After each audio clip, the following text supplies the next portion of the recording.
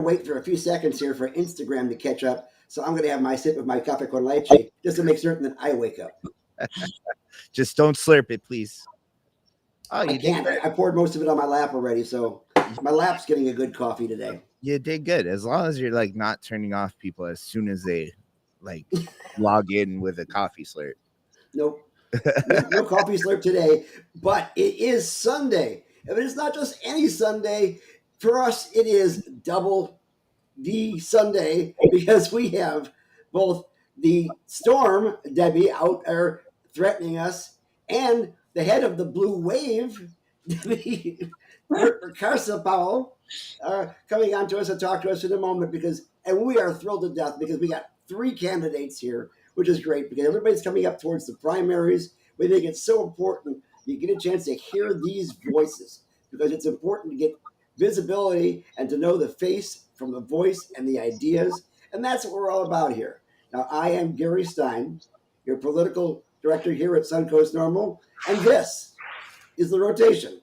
Oh, you did it all wonky. In my soul, you're a corner in my heart.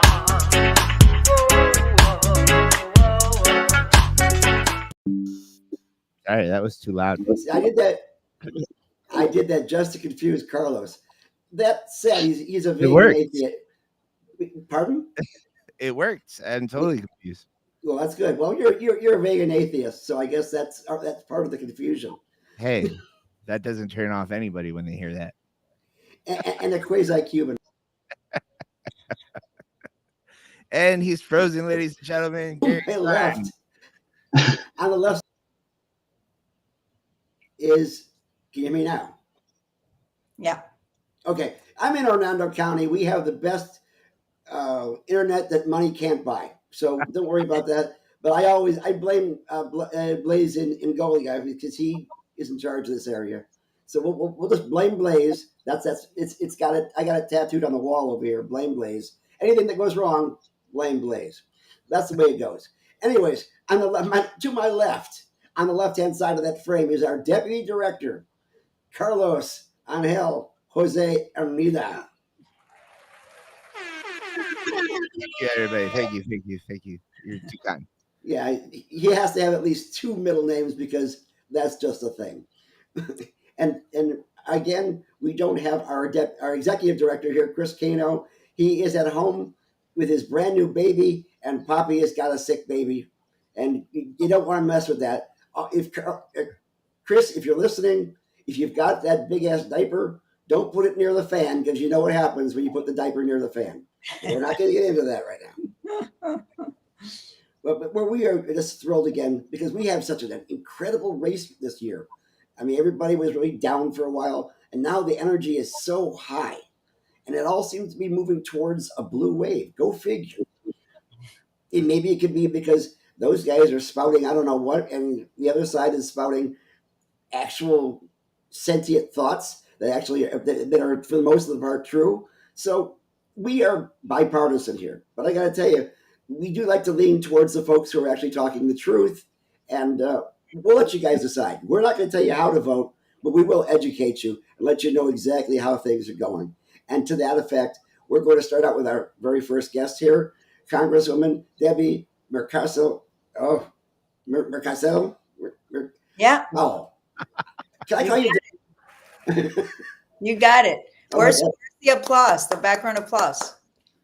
Now, you were in the Congress prior to this, and you dealt with that obviously well-tuned body that does so much work along with all the drama. Actually, more drama than work, but that's just besides the point. But you're looking to go to the Senate where actual decisions are made. And then we're looking forward to that. And you're going against one of our favorite people, our former governor, Earthworm Rick. If you've ever had the video game Earthworm Jim, it looks the same. But to say one person was responsible for the way the cannabis program in the state of Florida is dysfunctional, I would say it would be our Governor Rick Scott, who did everything he could to make certain that things went crazy. He made certain there was no home grow. For a while, he made certain that there was no no usable whole flower. all the things that are wrong with it, including putting people that he knew couldn't handle the job in charge of the computer systems. Mr. Bax, who was a big donor of his, put his son in charge of the program, and it all went to heck from there. But we're getting better every day. But now he's in the Senate and he's screwing that up. Mm-hmm. So we need a new senator in that slot. And I can't think of a better person right now to take that slot than our guest, Debbie. How are you doing today, Debbie? Well, good morning to you, to everyone joining us this morning. We're doing great, actually. I have been traveling all over the state. I had a couple of events yesterday after this conversation with you. I'm going to Homestead to visit a farm down there. And we have been building so much support around the state. People, like you say, are ready. They're ready for change. They're ready to reject extreme policies, particularly coming from one of the most radical senators, most corrupt senators. Let me add that too. Rick Scott, who's been in the Senate and who's been in government enriching himself for 14 years. I am someone that has been working in this community now for many, many years, for over 2 decades. My trajectory into politics is not really the typical one, right? My mom brought my sisters and I from Ecuador when I was very young. I was 14, and she wanted to give us opportunities, freedom. She was working 12-hour shifts. I started working at the age of 15 at a minimum wage job. And, you know, my story is one that really only happens in this incredible country, that anyone, regardless of where you come from, who you are, your gender, your ethnicity, if you work, if you believe, if you have your community behind you, anything is possible. And that happened in 2018 when I was working at FIU trying to expand access to healthcare. And let me tell you, I've seen a lot in underserved communities, all the issues that we have. No one thought that I could beat a very popular Republican incumbent at the time. And I knew what the community wanted. I had that pulse on the ground, and we beat them by 2 points. And it's exactly what I'm seeing and feeling all across the state. We are building this momentum, and there will be a blue wave in November. And I don't think the Republicans are necessarily ready for that, because I don't think they understand what's going on the ground. Now, you came from Ecuador. Were you part of a caravan at that time who was busting through the border with all these criminals and people laced with fentanyl?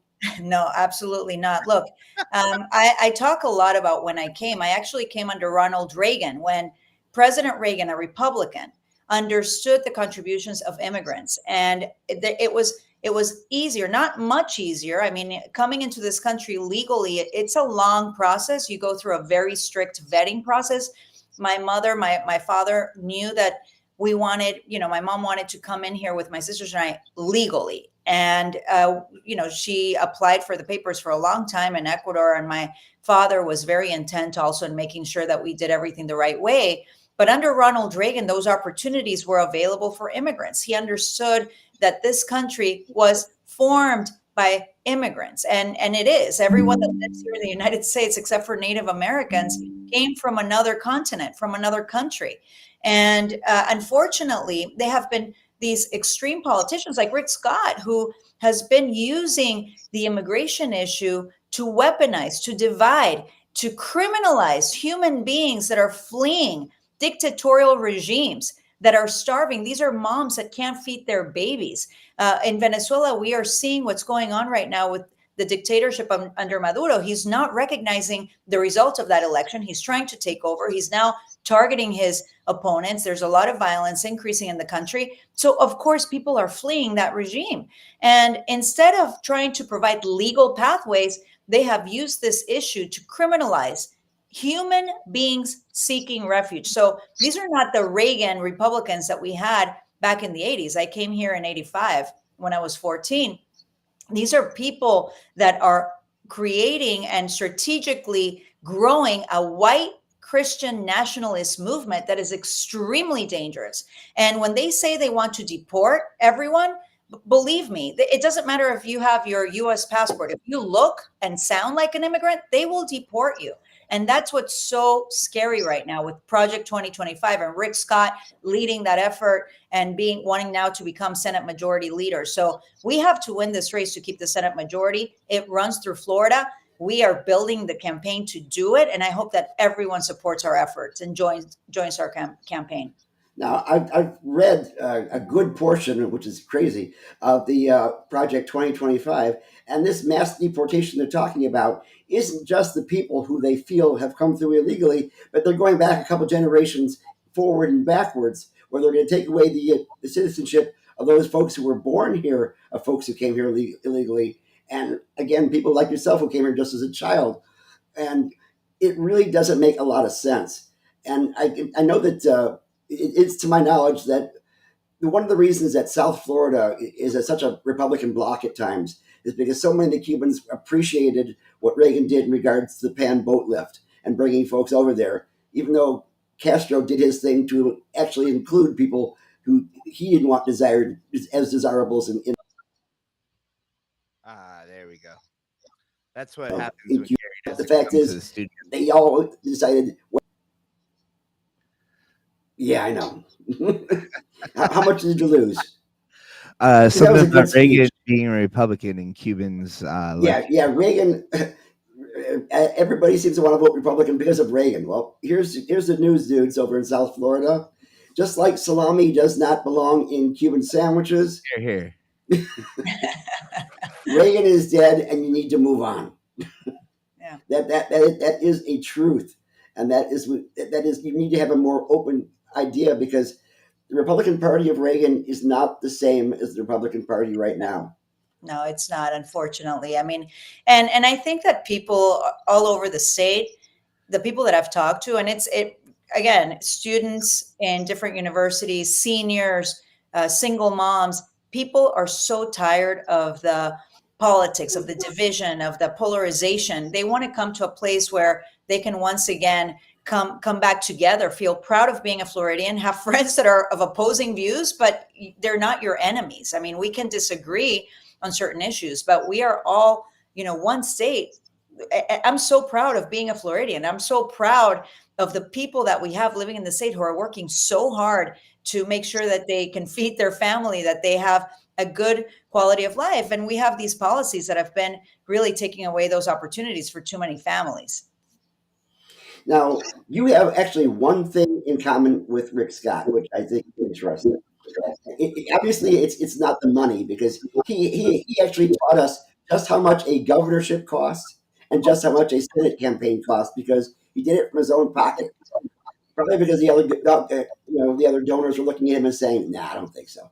Yeah. But he grew up with a mom who had donut shop, and I believe that when you were young, you were also in the donut business. Is that correct? So it's funny because I didn't realize actually that he bought a donut shop to give it to his mother. So while he did that, when he owned the donut shop, I was the minimum wage employee at 15 working at the donut shop. And that's all you need to know about the difference between Rick Scott and I. I mean, he used the money that he took from Medicare fraud when he was CEO of HCA to buy his governorship, to buy his seat in the Senate. And that's not a representative democracy. I mean, it is really dangerous that we're allowing these people with all this money. And sometimes you don't even know where the money comes from, by the way, of certain candidates. They're able to buy these seats. And so that's why I'm so proud that I've received tens of thousands of contributions across the state and outside of the state to support my campaign. This is definitely a campaign of the people. It's a campaign to give back power to the people. And that's exactly what we're going to do. And when I'm in the Senate, believe me when I tell you, I'm for all Floridians. I am for the people of Florida. I'm not for the special interests, for, the people that are giving me millions of dollars in campaign contributions like Rick Scott has from insurance companies and from big oil, by the way.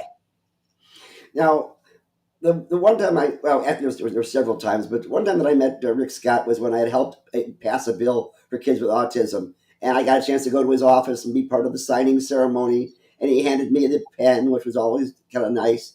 And I said to him, "Thank you so much for signing this bill." And he said, "Yes, but it's jobs, jobs, jobs." And I said, "Well, yeah, that's nice, but that's not what the bill's all about." Yeah. But I guess it was just a matter of that's his mantra. But I think his mantra was always also low-paying jobs.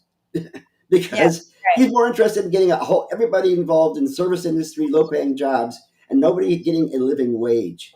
Yeah. And I see that as a block here.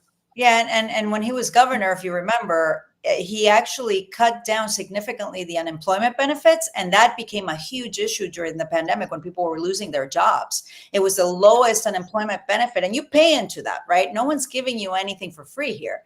You're paying with your Social Security. Every paycheck, they take out money for these benefits.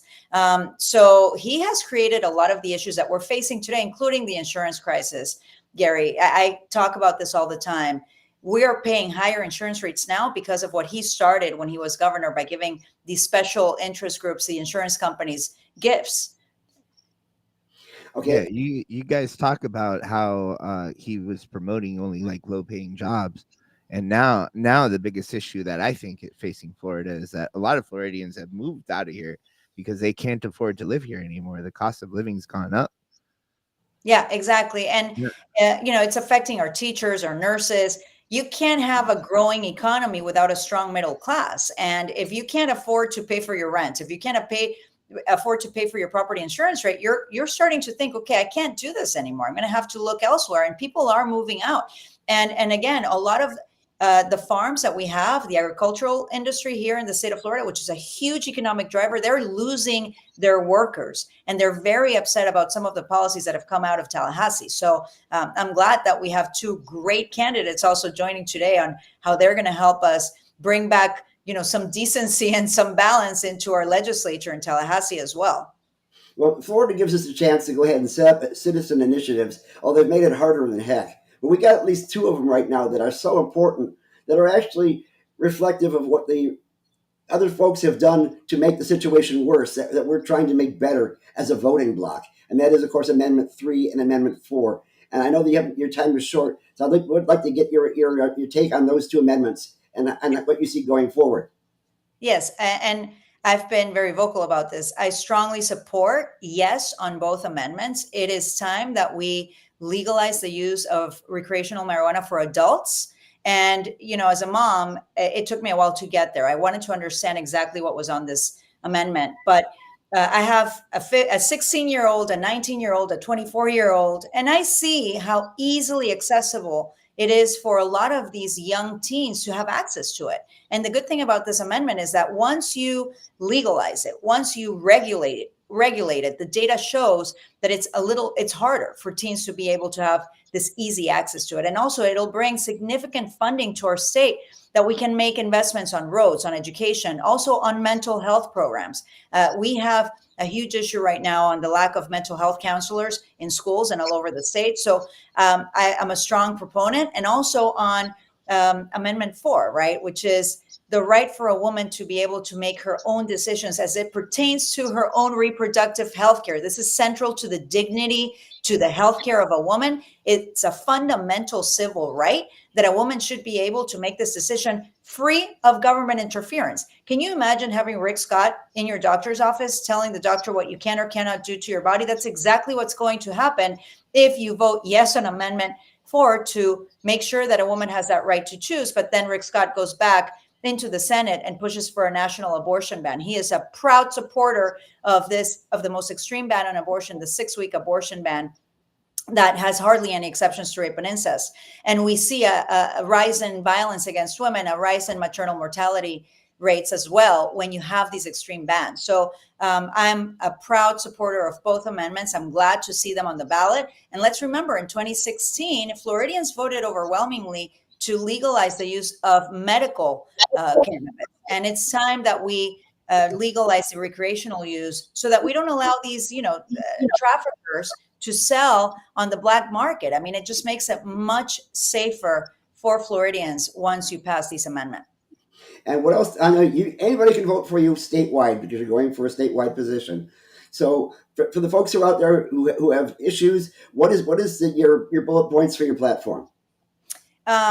For my overall campaign, you're asking me right now, Gary? Yeah. So the top issue that I have been hearing for months now is the affordability crisis. So I have released an affordability plan that everybody can go and check out, which would introduce a bill in the Senate to reduce property insurance rates, that would expand the child tax credit, that would increase also benefits for workers, protect Medicare and Social Security and the Affordable Care Act, and also protect abortion rights. But the number one bill that I want everyone listening to understand that we need to pass once I get to the Senate. We need to put a pause in the filibuster, is to pass the John Lewis Voting Rights Act. We are in this mess right now because our democracy has been threatened by a lot of the attacks on the institutions, our electoral systems, by the extreme right-wing politicians that we have right now. We have to pass voting rights. We have to pass the Health Protection Act for women that would make, legal for women living in any state to have access to reproductive health care.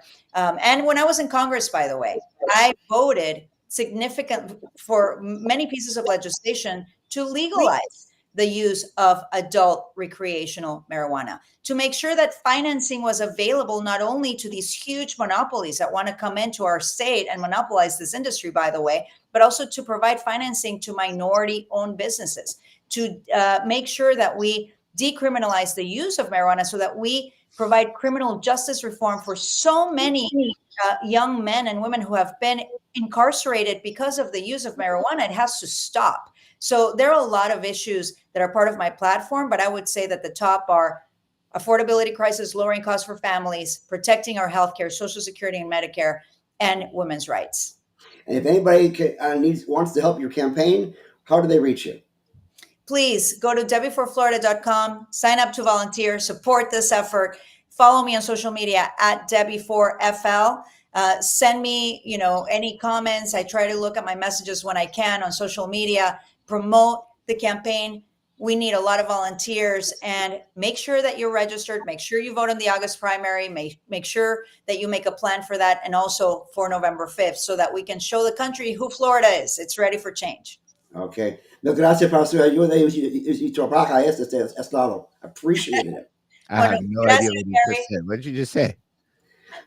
I told her don't put salami in her sandwich. That's one thing I do want to talk to you about, Debbie. Okay. For sure. Right. We're gonna have to do, like, when I come to Tampa, I'll come and we'll make different tasting of all the different Cuban sandwiches. Yeah. So what, from South Florida, what goes in a Cuban sandwich? Well, lechón y queso, y pickles, mostaza, en el pan cubano, y a ver qué me estoy olvidando. Bueno, a veces ponen un poco de cebolla, a veces ponen cebolla. A mí me gusta la cebolla. Maybe pero onions, okay. Lechón con queso y mostaza. Pork, cheese, mustard. Oh yeah, it's so I'm just good. translating. You make it very hot. At no point did she say salami. Debbie, you have my vote. No salami. Debbie, thank you so much. I know you've got to get going. Thank you so Good much. luck to you on your primary. Okay, thanks. Bye. Carlos, do you have that video that I sent you, the Lewis Black one? Yeah, you want me to put it on now? Yeah, real quick. All right. This is what I want to show you with a bill that's coming up in Congress. I just want to make sure. Okay. Oh, it's not given. There we go. From disqualifying job applicants because of marijuana use. It is titled The Dismantling Outdated Obstacles and Barriers to Individual Employment Act, or the Doobie Act.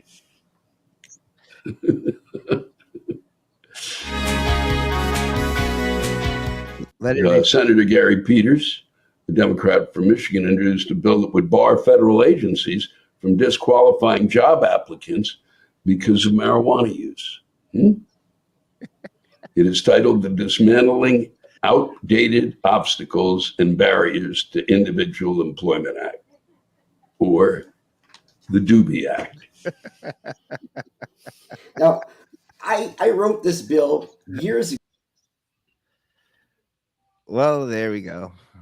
Along with, maybe we should just rename it the Doobie Act, and then it would finally go through, because people in this state are constantly not only losing their jobs, but sometimes being barred from getting a job because they happen to have a medical cannabis card, and that is just plain wrong.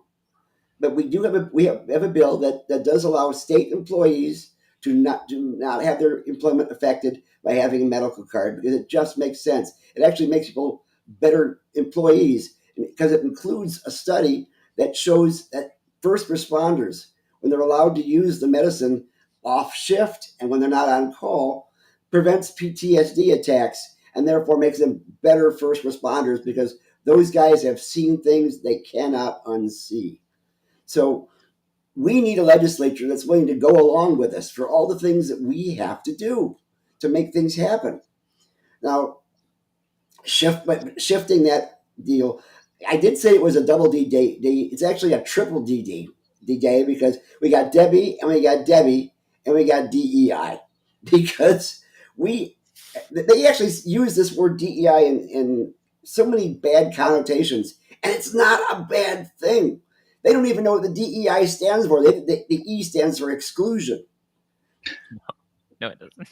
But the fact is, we need a more diverse legislature, people with differing backgrounds who understand the issues that people have and not just the problems of rich white people.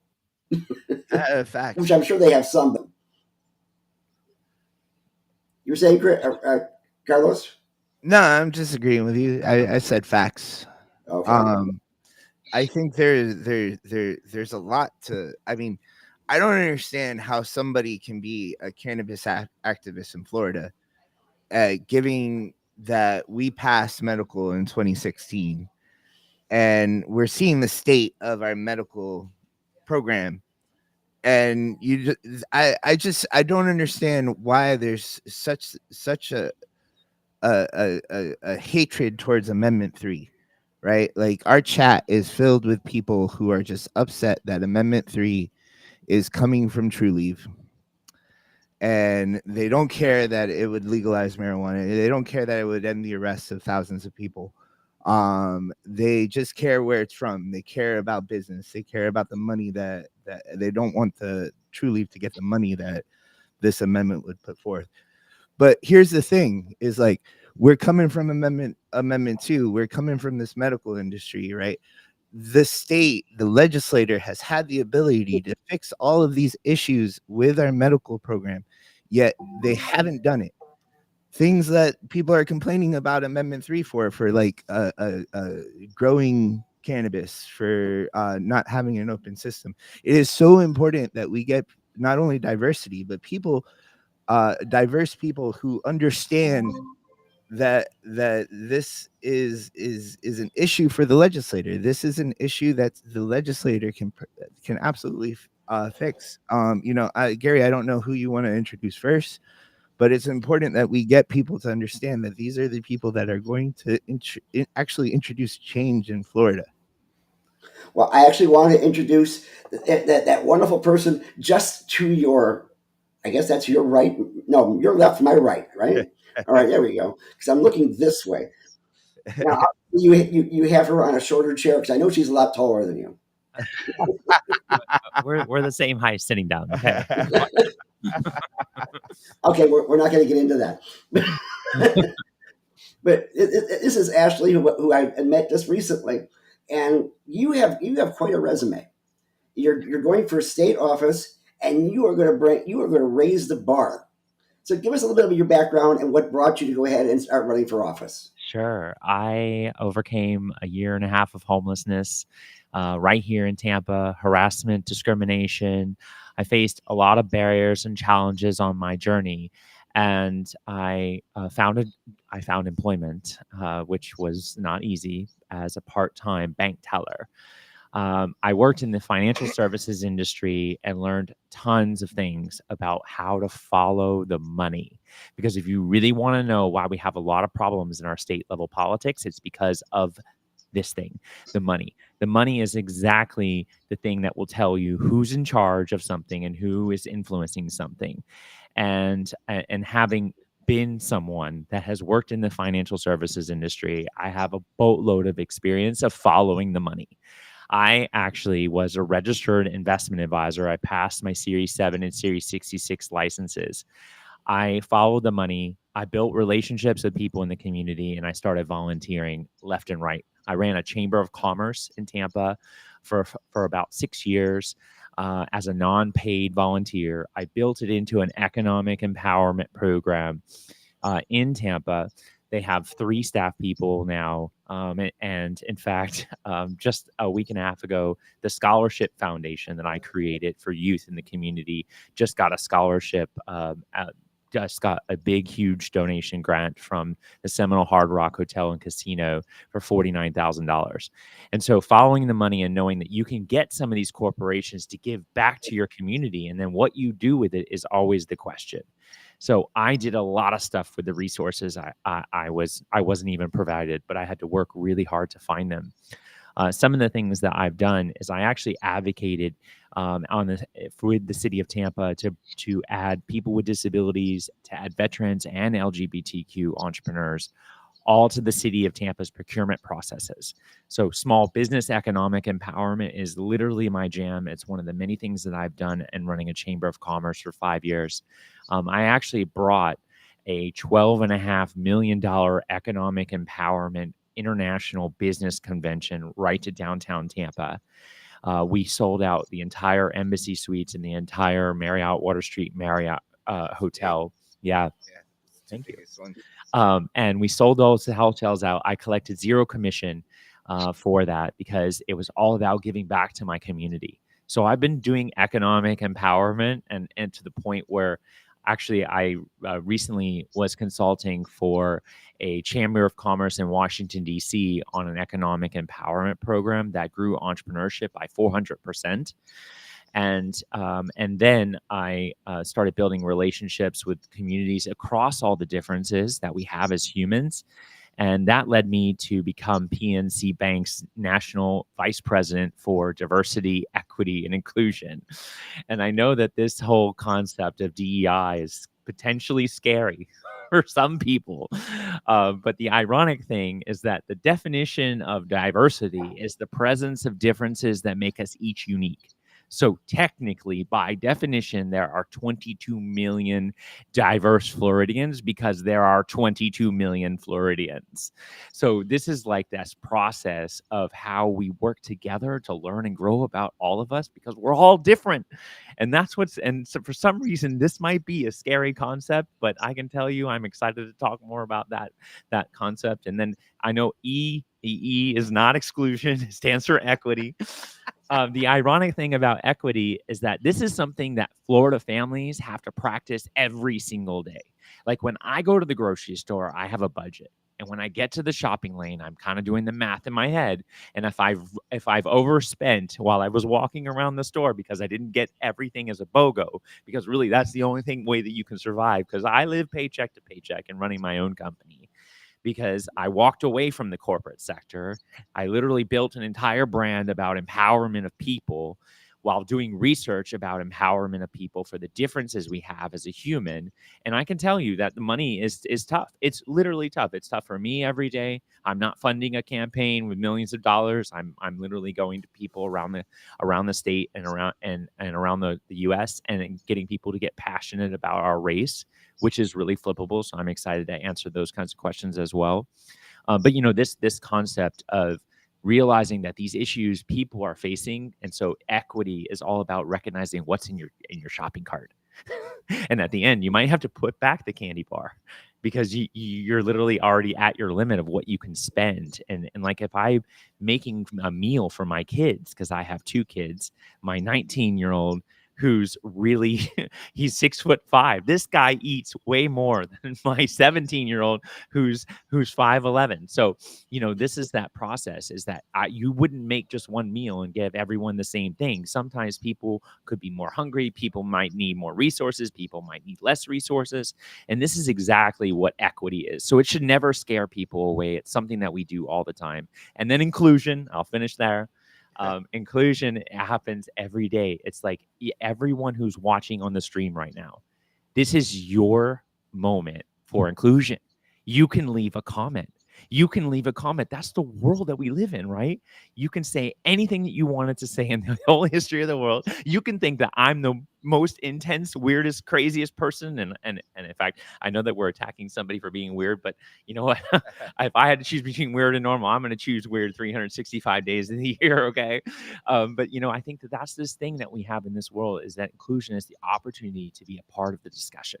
Be a part of the discussion. Be a part about making an impact for your community. Be a part about attracting people for tourism dollars to our city. Be a part of doing the work to make an impact for others. And then no one will ever be able to argue with what you do because you'll be able to back it up. That's wonderful. I mean, now you told me that basically you are a woman with a trans past, and I tell you what, every time I go to Tallahassee, I get a chill down my spine when people are talking about the LGBTQ community, especially trans individuals that are under attack right now. And the question is, why? If we were all human beings, and we all have issues, and we deal with ourselves, why would we have to worry about somebody else having issues with just who we are? It's all about sleight of hand. Don't look at what's happening over here. Right. Let's focus on an issue that affects approximately 100,000 Floridians, and ignore the issues for 21.9 million other Floridians. It's all about sleight of hand. Let's talk for hundreds of hours in the state legislature this year about all the culture war topics. Obviously, trans being one of the culture war topics, but so is African American education, and so is a woman's right to be able to choose what she does for her own body, right? And so, literally, it's all about sleight of hand. Let's not talk about the real issues affecting the majority of Floridians, and let's talk about these culture things, because that's going to be way exciting. It's going to rally up a base, and it's going to scare people, because we can propose legislation that's going to scare some people and get them to move away, get them to move to a blue state, right? Because then that way we don't have to have them to make purple. Right? They don't want Florida to be purple, and they don't want Florida to be blue. All of this is all about population migration. It's about getting people who are different to move away from the state of Florida. And while I'm not going to be one that's going to move away, I'm not going to back down. I'm going to be who I am every single day. And you know what? And I'm going to talk about the issues. The issues is that Florida is suffering with the insurance crisis, and nobody's doing anything. And in fact, the Karen that I'm running against for this seat is literally not. She's going to say, "Oh, we passed a bill earlier this year," and the bill has no teeth. It has not going to actually literally save anybody any money for a minimum of 10 years. If then, by the cost of inflation, they actually will be paying more. So literally, that's what they've been doing. They've been focusing on these culture war topics and shielding you from the real issues. Now, one thing I think is an interesting strain that goes through both amendments we have this year is that although they seem like human issues, there's definitely a financial issue also involved, both in regards to women's rights to their own bodies and being able to abortion if they need it and things of that sort, and as well as cannabis being able to get more people of diversity to be able to get their own businesses. I think the way it's written right now, we're going to have to fix that. But I see that the Amendment 4 also has an economic issue to it. Is that correct? Yeah. Well, I mean, I think that it's, people are taking their business elsewhere. People are leaving Florida, right? And so that whole entire thing actually hurts our economy.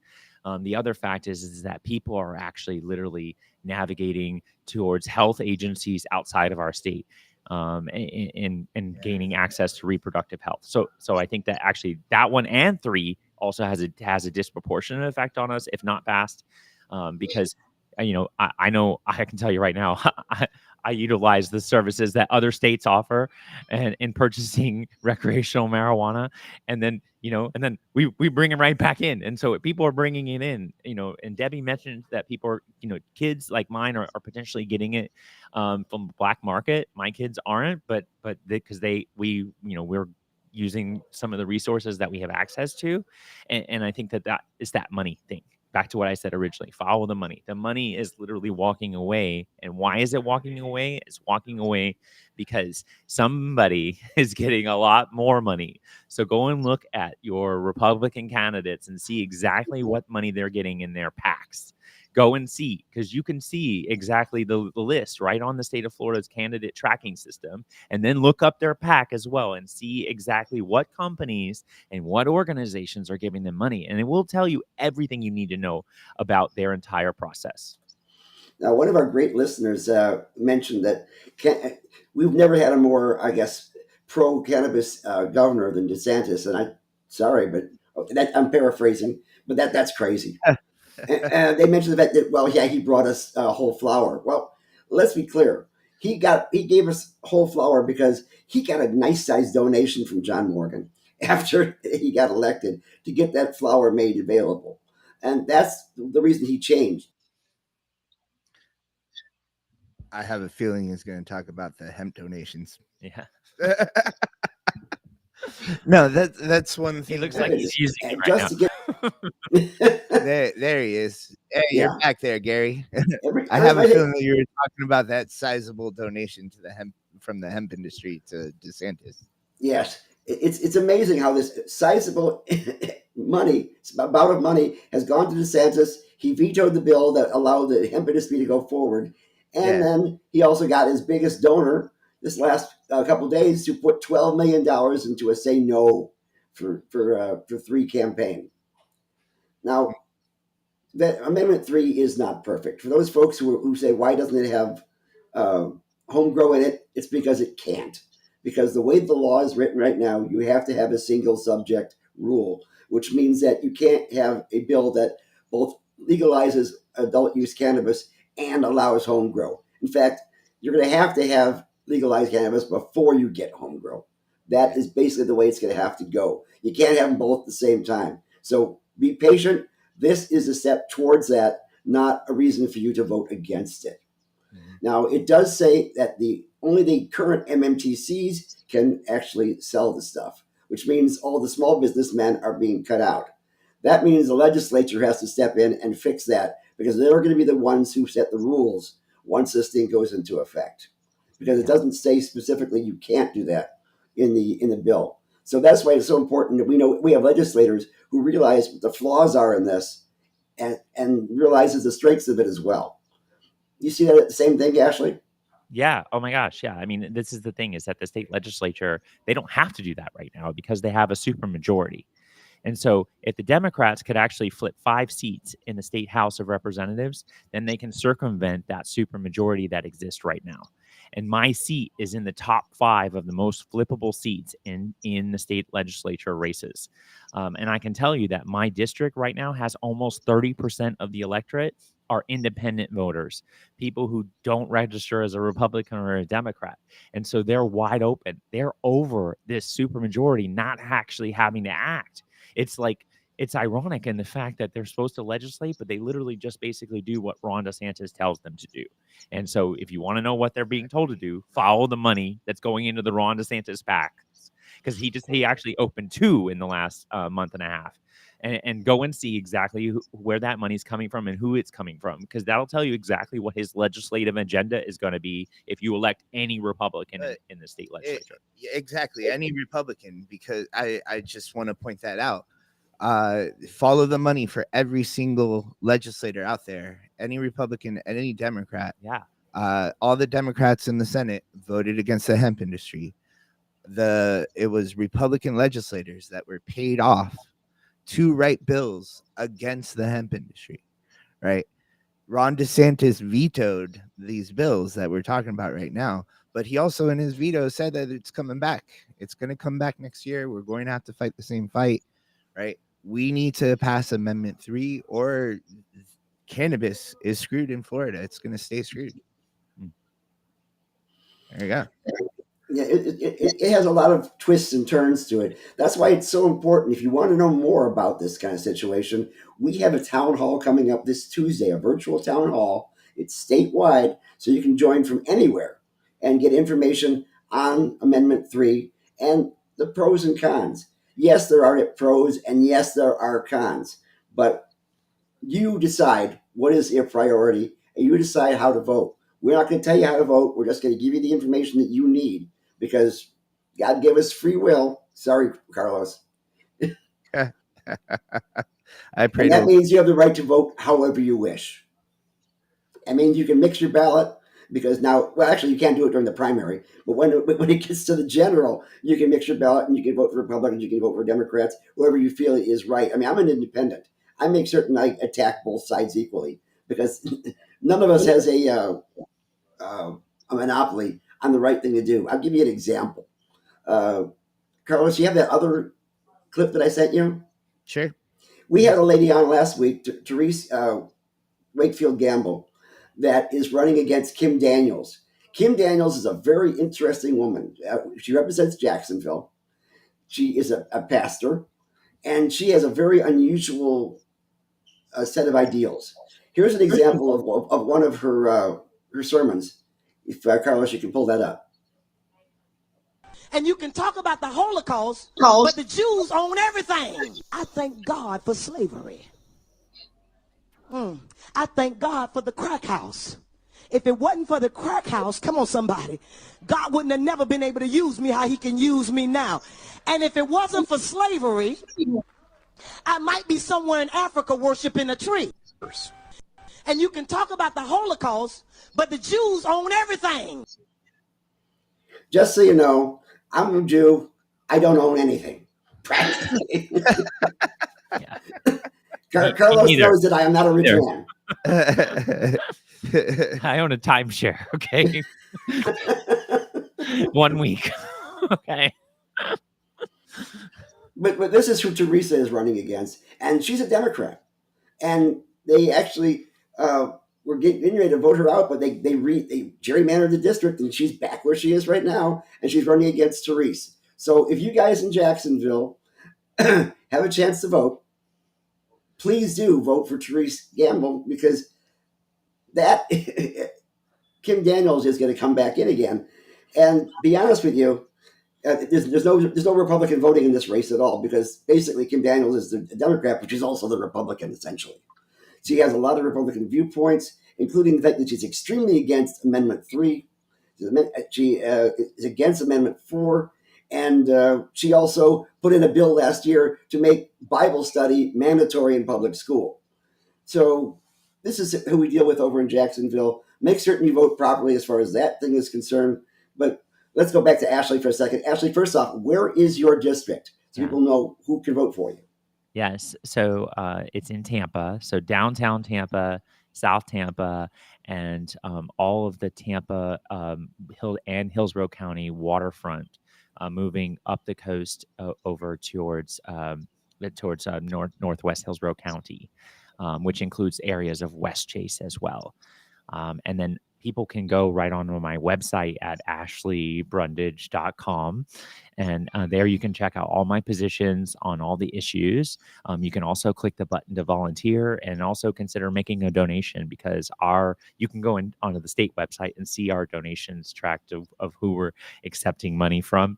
And you'll see that it's people, because people is exactly what's been fueling our organizational resources. And so, we have a Democratic primary. And I know you mentioned that the Democratic primary is coming up. August 20th is the Democratic primary. And I think it's really important to mention also that there are many school board races and there are many judgeships that will be decided on August 20th. So if you are an independent, or you are a Republican, or you are a Democrat, you can vote in the open primary races that are happening. So it's important to vote for this August 20th Democratic primary, or Republican primary, or independent primary. Actually, anybody can show up. You should look at your ballot and see what are the races are that are affected by you, which are definitely the judges and the school boards. And there's some good resources to know exactly how those judges think and vote, because they are actually not allowed to vote to campaign on issues themselves. That's part of the law we have here. But they do vote a certain way. They do rule a certain way from the bench. So go to the League of Women Voters list, which shows a more interesting biography of these people, or go to Ballotopia if they filled out one of their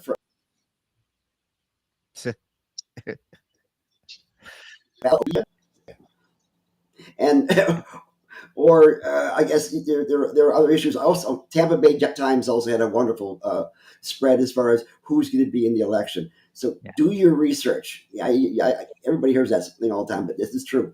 Do your research. Look into those judges. Don't just click on it because the name looks good, or because they're at the top of the alphabet, or because you did a click to the left, you're going to do a click to the right this time. Yeah. These nonpartisan races are very, very important, because they affect you.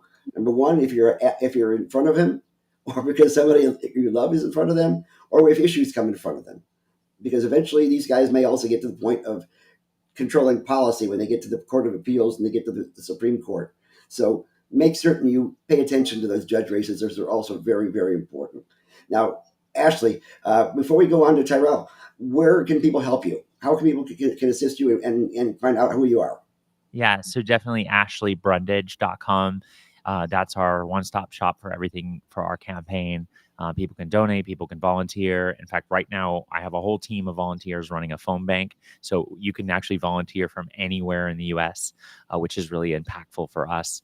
And yeah, we're super excited. And if anyone actually sends me a message, you can follow me at Ashley T. Brundage. That's my personal social media site handles. And then also we have a campaign one, which is at Brundage for FL. Just like Debbie for FL. same difference. Yeah.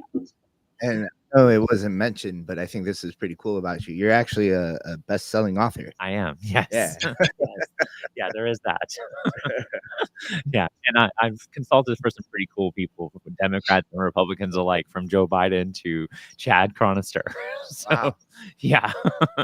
and ironically, in the fact that we've been having this long conversation, and I feel so bad, Tyrell, and I'm excited to hear about you in a second. I actually also did win an award for my work, which, as you now know, is basically DEI work.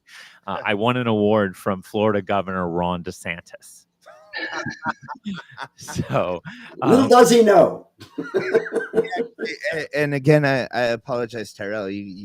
We're gonna make sure you're gonna get lots of time. But we actually, believe it or not, now I'm very eager to ask you this question. We got a question in the chat, in the comments, to specifically ask you what you think of Ron DeSantis. So, yeah, well, I don't know. I mean, some people call it like little man syndrome. I don't know. He's only really started wearing these heel things when I started coming up in his world. But no, it's really ironic. So obviously, like, I have an amazing body of work.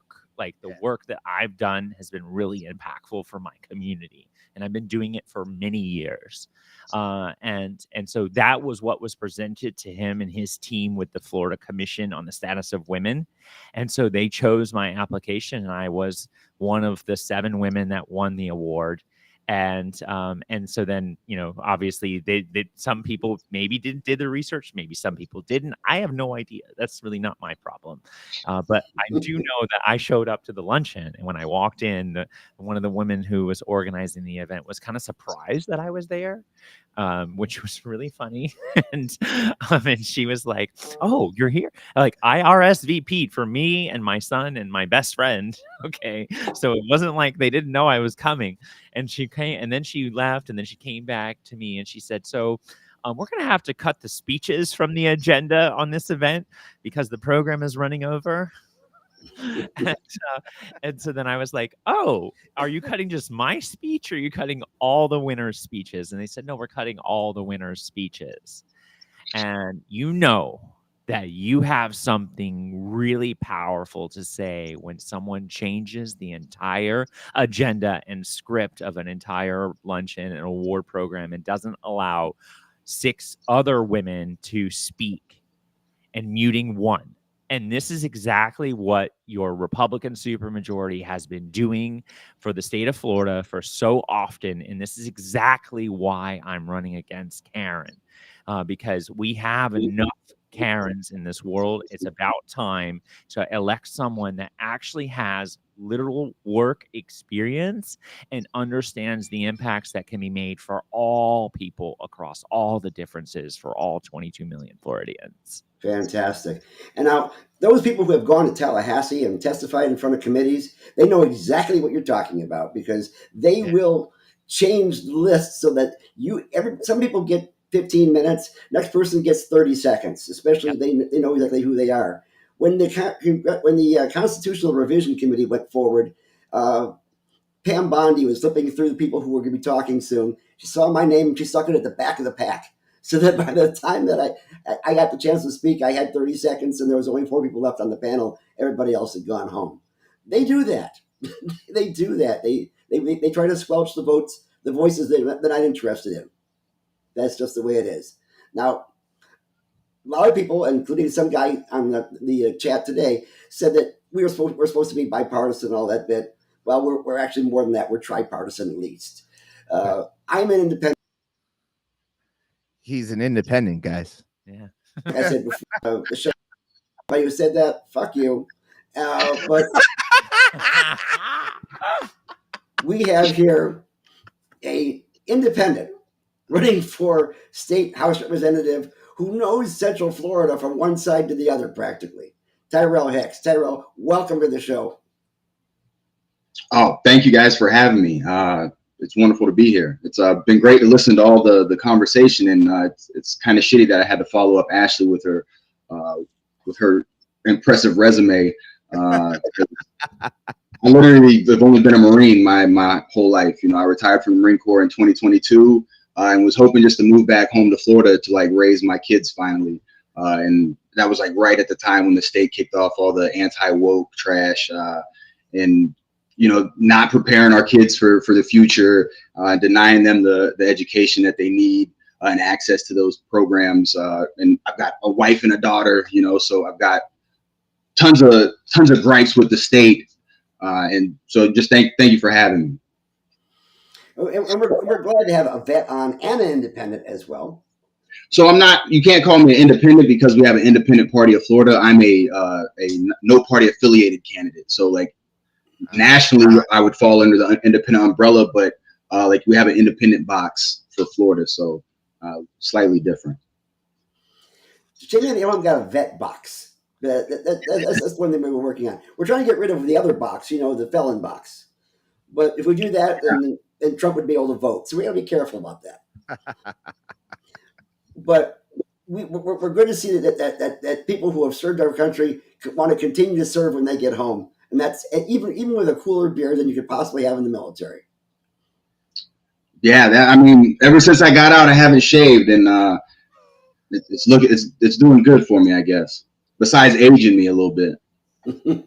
Hey, I know that a lot of the gray in my beard too, my friend. Don't worry about it. A gray beard's better than just a regular beard.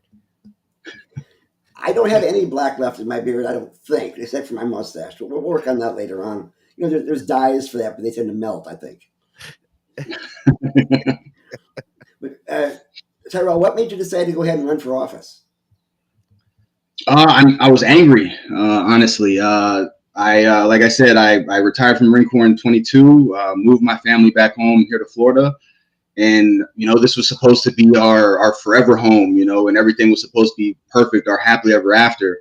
And soon after we got here, my wife and I started looking into our school system and found out that, like, they're not, at least here in Hillsborough County, we've got a terrible school system. Like, half our kids aren't reading at their grade level.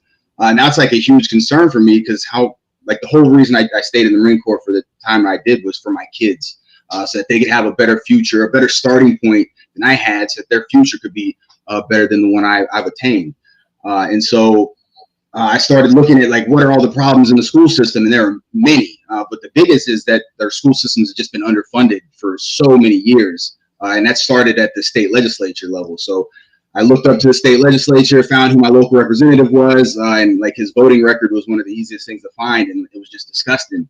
Like I said, all that the anti-woke stuff had started. So like he voted in support of all the terrible things that had no positive effect on the state. You know, like they demonized their other group, you know, the LGBTQ plus community to cover up their shortfalls. Much like Ashley said, it was a misdirect so that they didn't actually have to solve any problems for anybody. They could just try to create this little monster over here that you know, like she said, is a 1% of the community.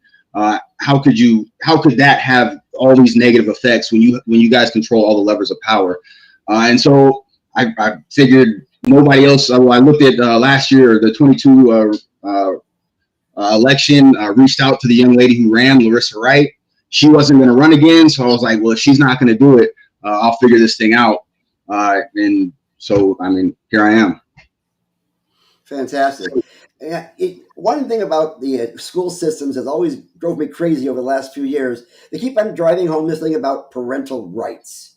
And when they say parental rights, they mean to allow other parents to dictate what other kids get a chance to get to at school, as far as the content of their school books, and parent schools, things of that sort. That's what they want to control. That's not parental rights. That's abdicating the rights of the teachers to decide the curriculum and things of that sort. And so that is what you're going to be up against. And one bill in particular that I have that I wrote this last year was a protection of parental rights in regards to cannabis. And that is because if you have a medical card, the Department of Children and Families can come into your home and take your kids away if you have a medical card, even if the kids have no access to the product whatsoever, and it actually makes you a better parent because you don't have PTSD or you don't have severe migraines or the other things that might prevent you from being a better parent. But that's not the kind of parental rights that you really push for in Tallahassee. So you're going to have your work cut out for that. In regards to the other things that are concerned, you'll find out that our legislature is very top down, which means leadership tends to dictate how most of the, at least on one side, representatives vote and think and file bills for. They really do concentrate on less individualism and more collectivism as far as the supermajority is concerned. So, well, that's another reason I'm running, because all the weak people that are allowed, they got bullied by Ron DeSantis, who once he got on the national stage, we saw he was an embarrassment. So I don't understand how they're able to cow so many individual representatives who, my district is much different than the district that Ashley represents. That's much different than, any of the other districts around the state. So there's no way that the one size fits all legislation that they're trying to push down works, because what my community needs is different. So them snatching powers away from our local municipalities and local governments is another one of the issues. So again, I've got many. Why do you think, Tyrell? I'm sorry, Gary, but why do you think it's there's such a big push in Tallahassee for this anti-woke rhetoric? Why do you think that is? It's just giving them a boogeyman to sick their base on, because then they don't actually have to legislate. They get all their wins, and it's actually not solving any problems. So they can keep blaming that boogeyman over and over while they're collecting the donations. The first time I heard the term woke, I heard it in hip hop songs. And I had a pretty good idea of what woke means back then, but it seems like the Republican Party is just formed this like crazy, like, oh man, the woke agenda. It used to be that they would classify everything. There would be the black agenda, the gay agenda. There'd be all these different agendas that they were fighting, and it seems like they put everything together in this woke agenda. I want to talk about DeSantis and there's this comment here. I'm going to put it on the screen. DeSantis is creating a wedge to divide the cannabis community, just like Party Boat in the comments. The Party Boat is raving about how hemp is so important and hemp is legal and weed is legal in Florida. Are you familiar with how DeSantis has kind of pit the hemp industry against the cannabis movement? So just vaguely, like the fact that he's using the two to okay, I'll give you a rundown. So I own a company called Chillum. Chillum is a hemp company. Right, we're surrounded by Chillum right now. So Chillum's a hemp company, right? For the past 2 years, right, there has been pushes by Republican legislators about.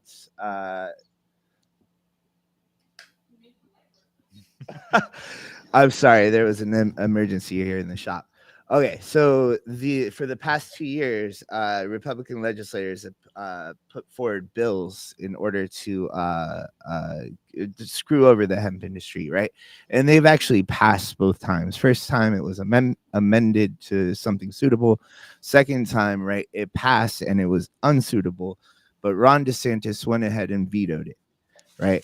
And after he vetoed it, he called for the hemp industry to donate to fight Amendment 3, right? There's this seems to be this disconnect in the hemp community, thinking that hemp is already legal, right? However, there are quite a few people getting arrested for cannabis right now. I don't understand that how hemp could be considered legal when there's all these arrests going on. Why is it so important that we pass legal marijuana, despite the hemp industry being a real thing here? I don't see why we can't have both. I mean, hemp would grow great especially in my district. We're going to lose strawberries here with, the climate change, and hemp would be a great substitute crop that they could throw up and probably have more rotations per year.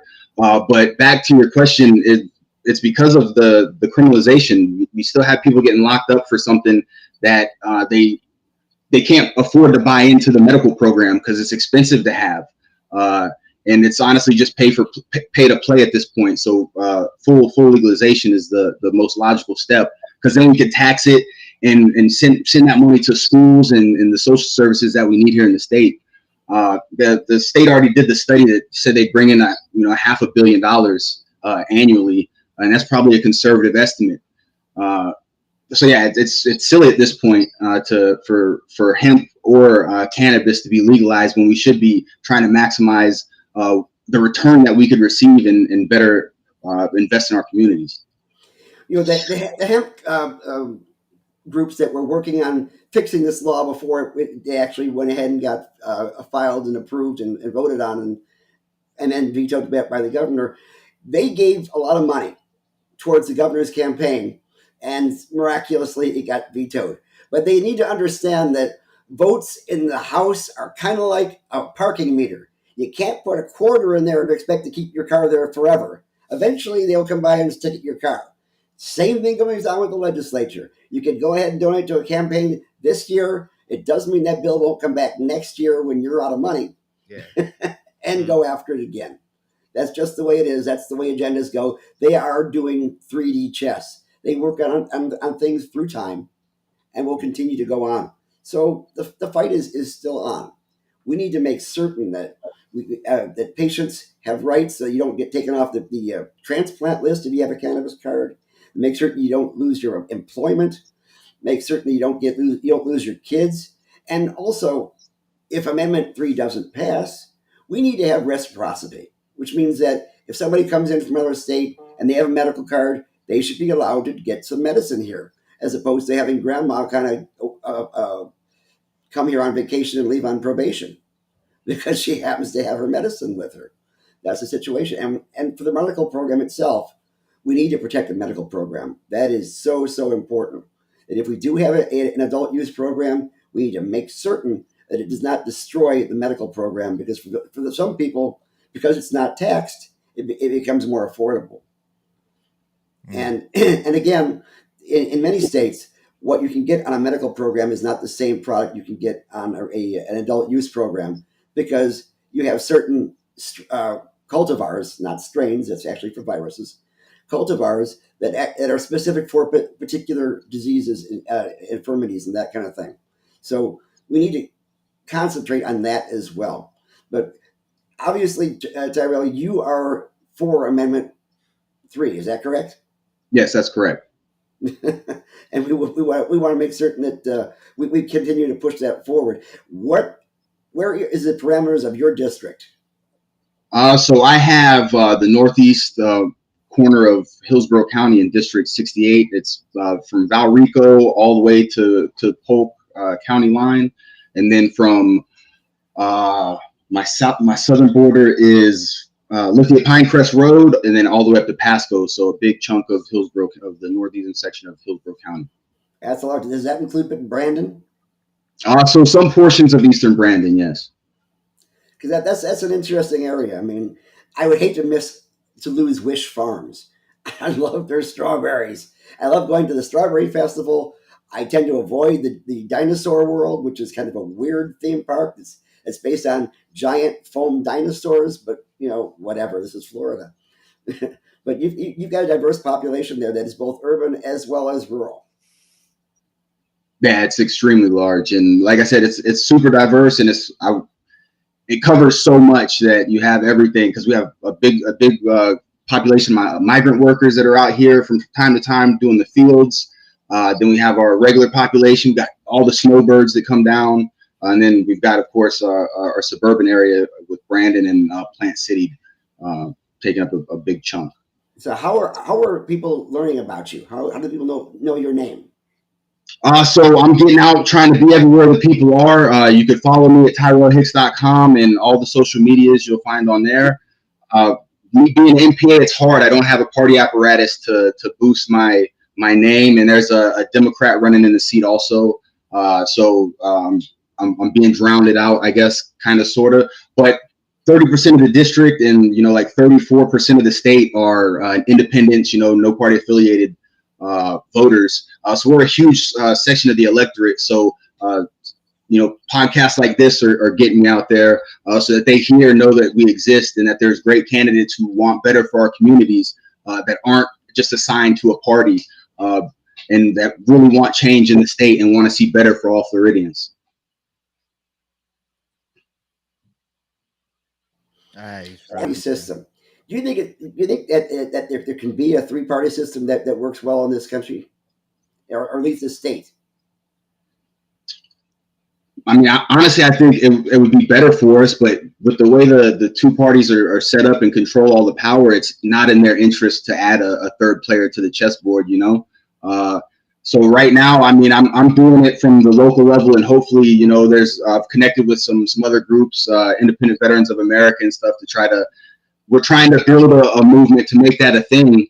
But the power nobody wants to give up power. The Republicans have had it for 20-ish years in the state, and they're going to fight like hell to keep it.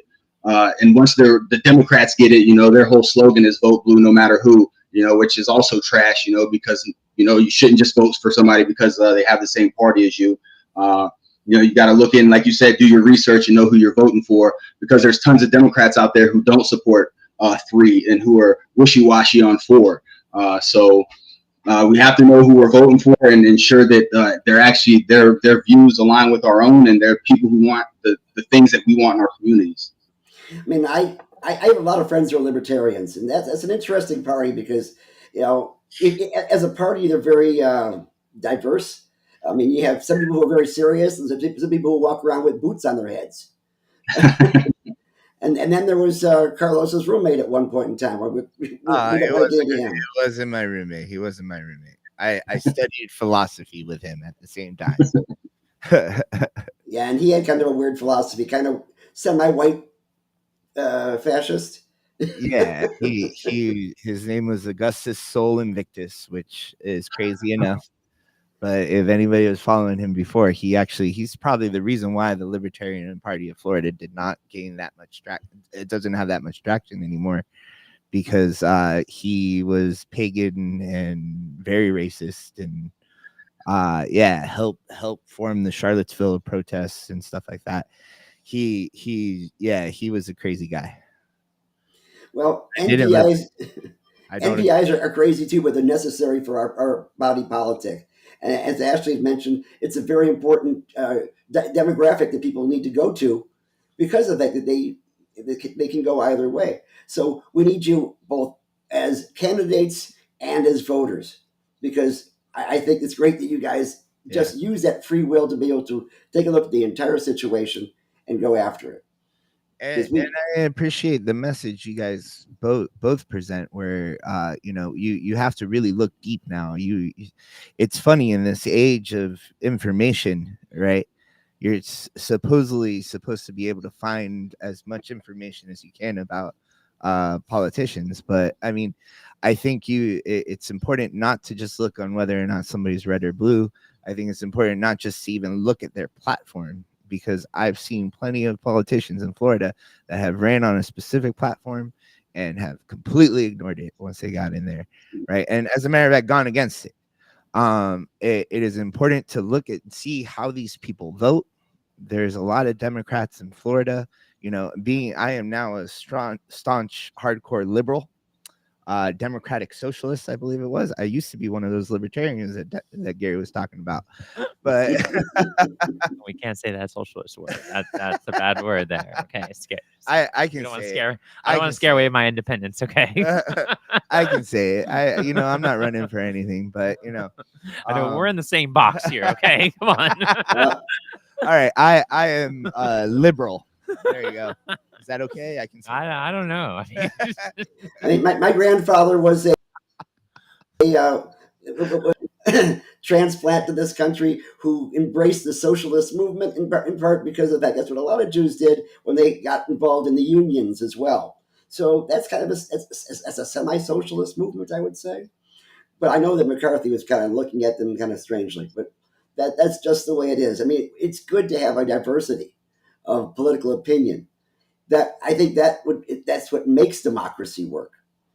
There's one gentleman who was on our chat the other day saying, "I don't get involved in democracies." Democracy is how we move things forward. Democracy is how we get representative government. It represents everybody and not just one group of people. If everybody has one vote, unless you have a whole bunch of kids, then you get, I guess, a whole bunch of votes according to J.D. Vance. We the people can move this forward. That includes Amendment 3, Amendment 4, and all the other issues coming in front of us. The most important thing, though, is make certain that you are registered to vote for this primary on the 20th. Now, has the deadline already passed to register for this particular election? Yeah, it usually has that. It passed for the primary. You can still register for the general, though. But you can register now to either vote by mail, vote in person, or even vote online, especially for those people who are disabled. That is a godsend. So utilize your ability to vote online if you can, or vote by mail, which is fine. As what anybody else said before, voting by mail is fine. Or go to the polls, because that's always fun. Going to the polls is fun. It really is. You get a chance to meet Black Panthers in the South, that kind of thing. But you get a chance to either pull a switch or punch a Chad, and I don't mean Chad Chronister, and move this democracy forward. And don't forget to go ahead and log in this Tuesday on our Town 3. Get educated. We're going to have a bunch of politicians there and other people who are involved in the industry to go ahead and give their education to you so that you can make an educated decision. And if you have concerns about the amendment, if you're worried about something, this is where you can go to talk to the experts about it. So please come with concerns, complaints, what you're worried about, what you want to see happen in Florida. All right. And I want to thank all of our guests today. Tyrell, you've been very, very patient. I appreciate it. No, thank you for having me.